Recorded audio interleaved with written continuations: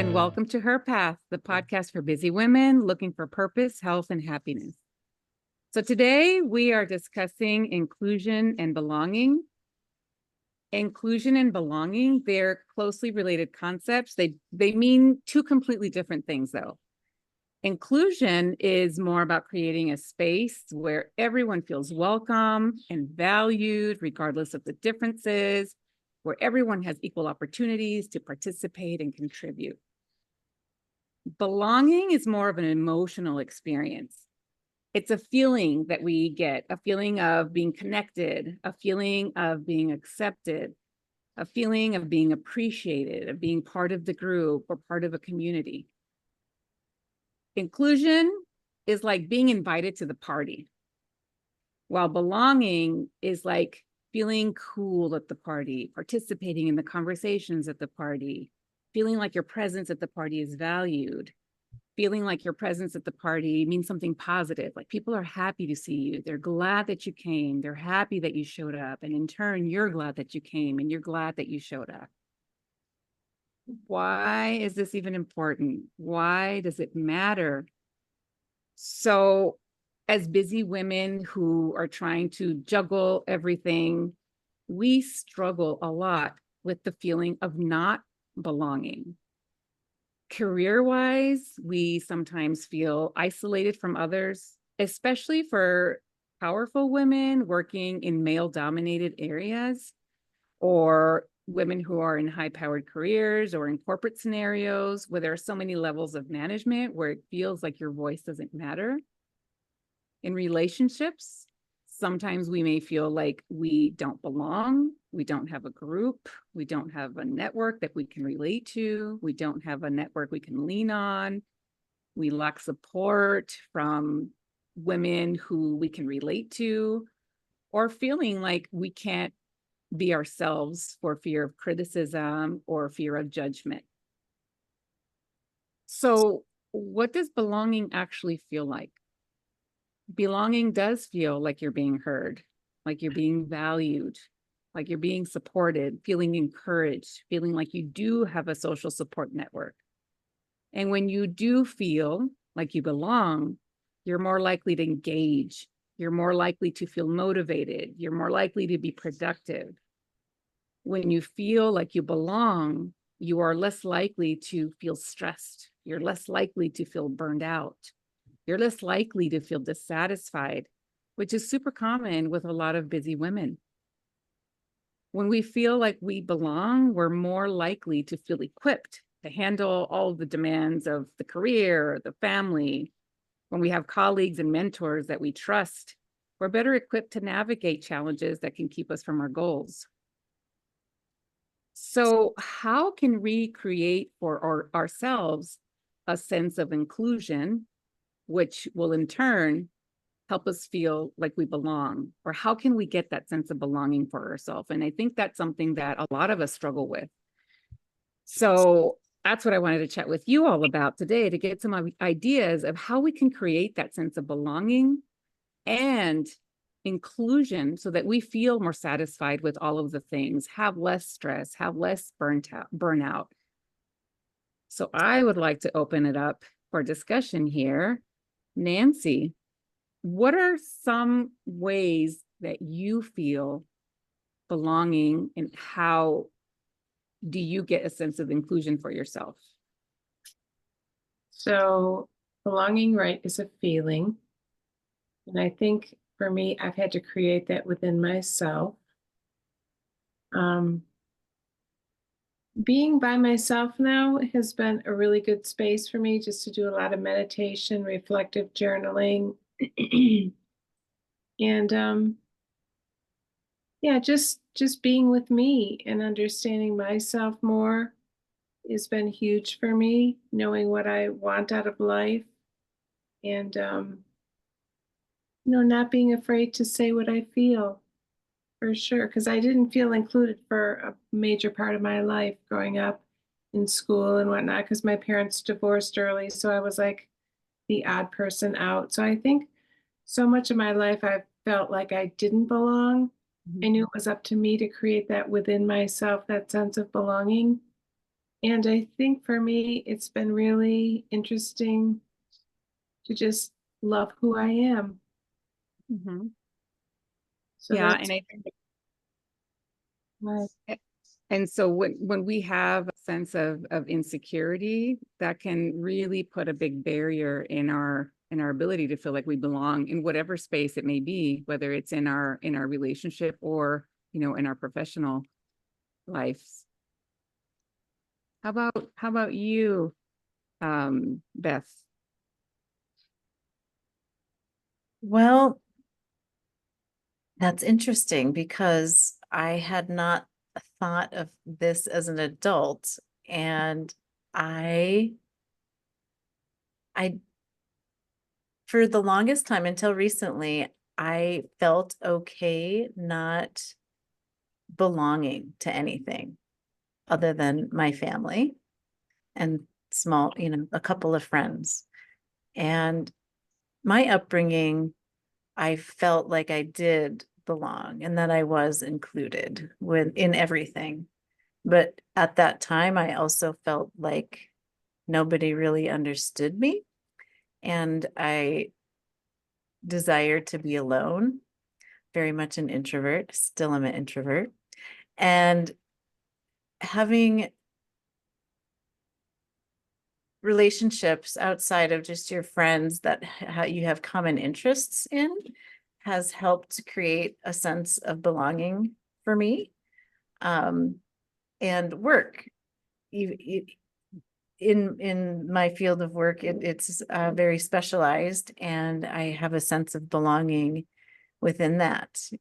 And so, yeah, that's a really tough question of like examples, and I guess, maybe I would offer to um, our listeners, if they feel, that they are looking for something or some group to belong to be open and curious and try different things, going on sites like meetup.com and maybe trying something outside their comfort zone, or joining a book club, or attending just various groups that are out there that you could just explore and see where you could maybe belong and fit in, or create your own inclusion and invite people and have people feel welcomed if you are gifted with being a host.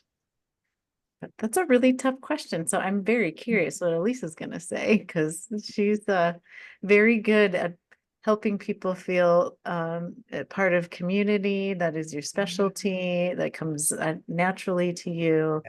Yeah. And yeah. Yeah, so I've always felt like I belonged in, multiple different circles. I remember that there was, one job that I had, um, and I never felt like I belonged with my peers, yeah, and my leader. And it was so foreign to me, because I had always been included and belonged, or felt like I belonged. And it was really disarming for me. It was really paralyzing for me. I did not understand it. It was so foreign. It was so uncomfortable that I really lost my footing on who I was. And I was afraid to show up authentically. I was sometimes afraid to speak my mind.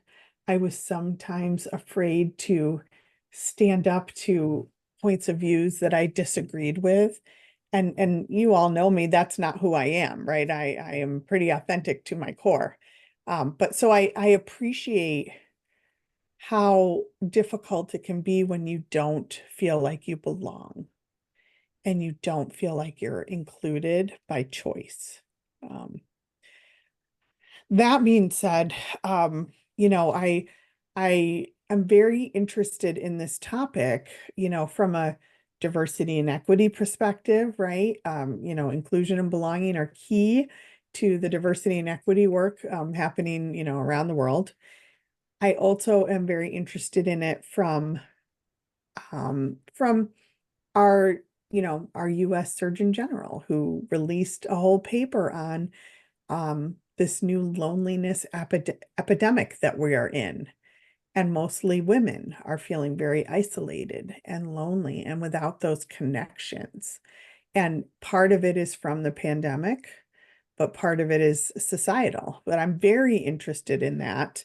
And that's, one of the reasons why I have launched coaching circles. So for me, coaching circles are my answer to help women build new communities and be in a place where they belong and they can be their authentic selves. So these are, 8-week sessions with no more than four women, right? I like it very small and very intimate. And what I've seen with those circles, I don't know, I think I'm on my 10th circle now, is bonds are formed immediately. And they're so deep. I've had circles that at the end of the 8 weeks, they want to do a retreat and we go off and do a retreat together. I've had circles who say, we can't stop, we have to keep going. So, they're doing another circle, a different circle with the same women. I've had circles who they get together like, once a month for dinner, and lifelong friends, lifelong confidants, and people who they can share their most vulnerable spaces with. And that has been one of the most rewarding aspects of my work, is to help people find a place where they belong and find that place where they're included and they're supported and they're cherished. Because there is an epidemic going on. So many women that I talk to, I've lost my community. I've lost my work friends because I work from home now. I've lost that, the water cooler conversation or going around the corner for a drink after work or any of those things. The dynamics have changed so much in business and industry. And I think that also can translate to our personal lives, how do we connect with people not at work, right? How do we connect with people in our community? And I like Beth's point that we have to be purposeful about that. And we have to dig deep and find courage, right? For those of us who are more introverted, and who would, much rather be on the couch with our cats. That's a hard thing to do, to say, hey, why don't you go to a book club where you don't know anyone? Or why don't you go check out this church and you don't know anyone, right? That's asking a lot, but that kind of courage is what we need to help build back that sense of belonging. Right. And I think we can make the choice to decide if it's worth it to feel like we belong Yes. in that situation. So I'll give the example of me at a job. Let's say it's a corporate job. I don't own it. I don't own anything there. I don't own the building. I don't have a financial stake in it. I show up to work and I leave. But I decide to show up. I belong here. This is my gig. This is my job. This is my profession. And I actually had to make an intentional decision to think that, like, I belong here and this is mine. This job is mine. And so in doing so, I slowly built that sense of belonging, which then fueled the pride in the job itself. So it fueled my pride in simple things like owning my space, because I actually, I will say, I still haven't put like the degrees and all and decorated the walls in an office I've been in for almost 10 years, because there was that feeling of, I don't belong here. And what if one day it's taken away from me? Someone walks me out the door or I get fired. I'll have to pull off all these degrees and take all the decoration out. And so literally didn't put anything up on the walls or anything. But feeling like I belong here allowed me to take ownership and then really fuel the decisions I made on the day-to-day, even with simple things like, keeping, the clinic rooms clean. It's my room. It's my office. I need to take pride in that space. So maybe the cleaning person didn't dust off the, equipment right. So this is mine. I'm going to clean it off, because it is mine, instead of stressing out and freaking out and complaining about someone else didn't do this correctly. I take ownership because I belong here and this is mine. Or in a patient's care, expecting someone else to do something for them. Maybe it didn't happen. They didn't follow through with it.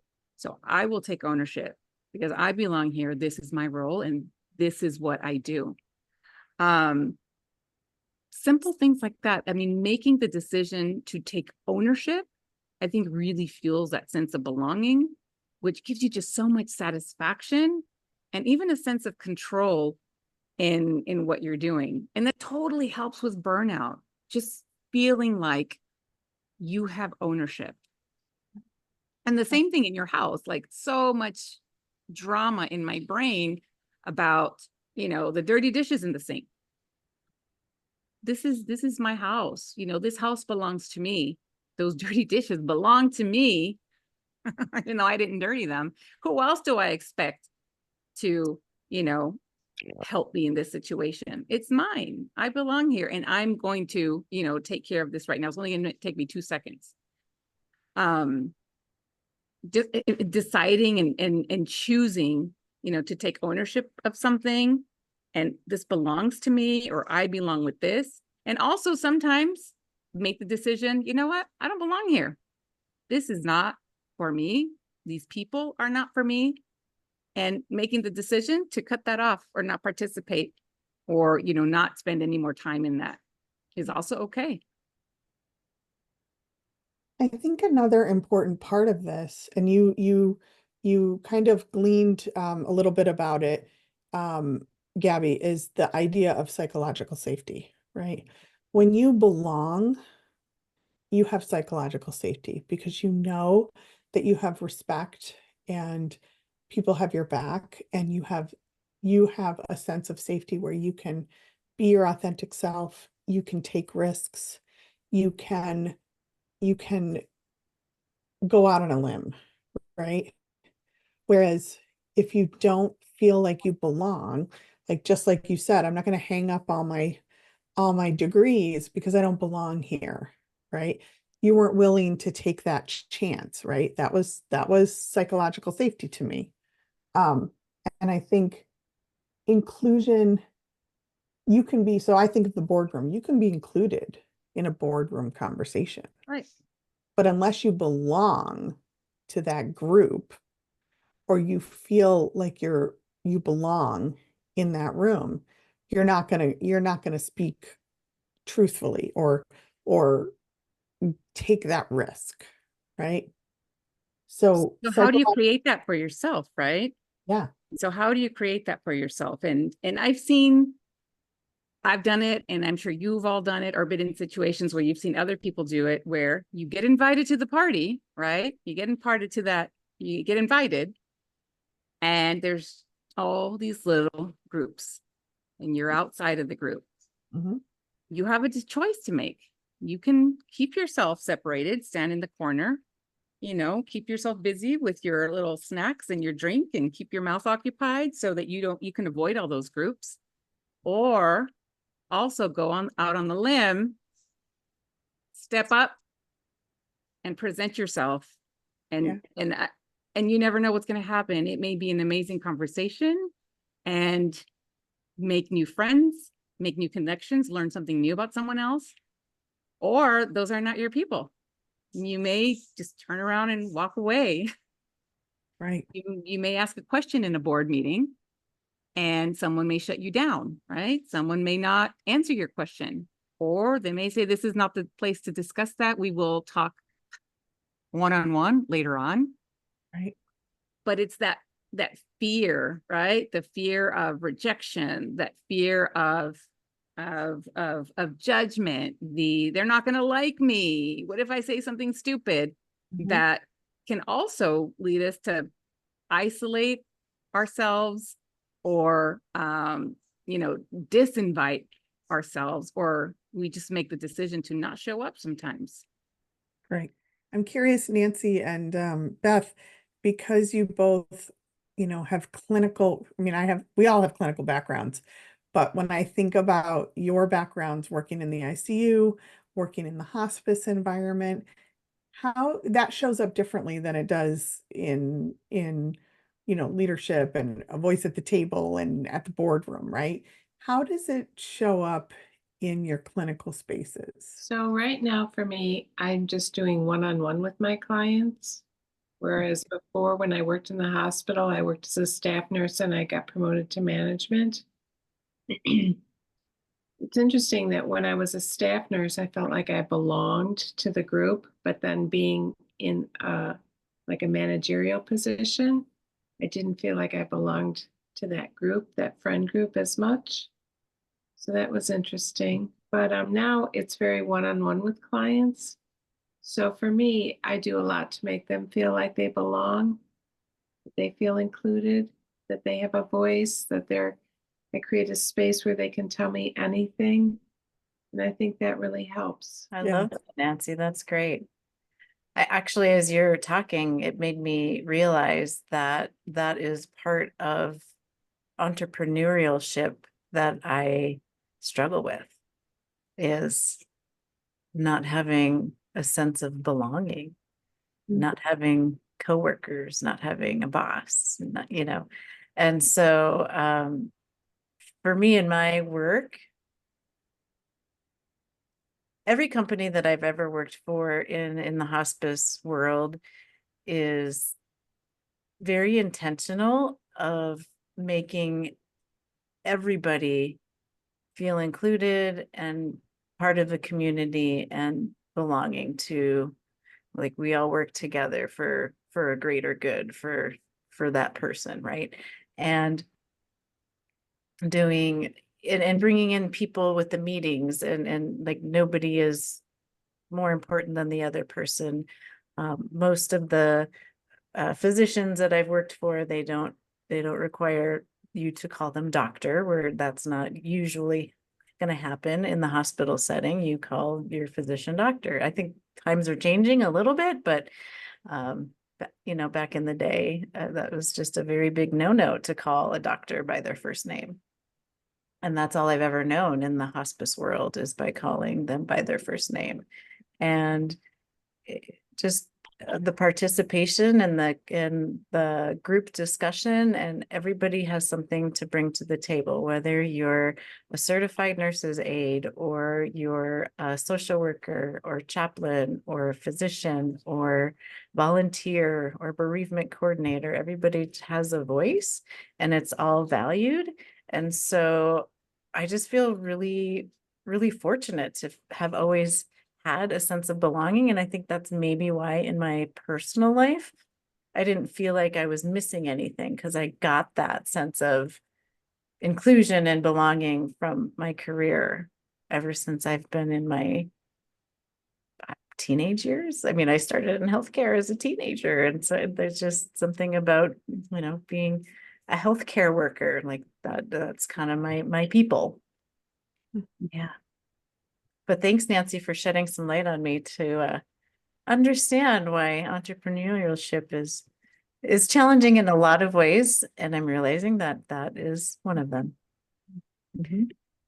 Yeah, and you know, for women who feel that they are lacking a feeling of belonging to in their work, or you know, in their relationships, or just in general, some ways to combat that are to invite yourself to the party, invite yourself, include yourself, wear the amazing, and this is an analogy, or a metaphor, but you know, be very literal if you like, wear the amazing outfit, wear those high uncomfortable heels, put on your makeup, show up to the party, start building those relationships, start with the networking, join those professional organizations, say yes next time you get an invitation instead of automatically shutting it down, volunteer, seek mentorship, or be a mentor. You get amazing, amazing sense of, you know, ownership and satisfaction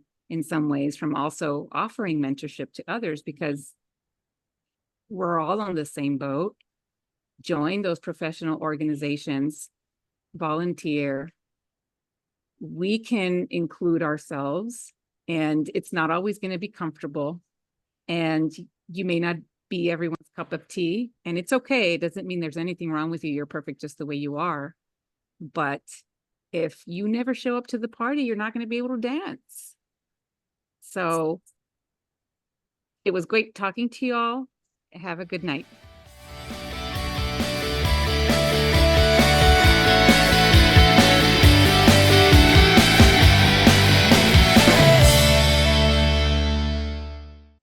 Hey, one more thing before we leave. This podcast is for informational and entertainment purposes only. We are certified professional coaches, but this broadcast is not a substitute for medical or psychological advice. Okay, thanks for listening. See you next week.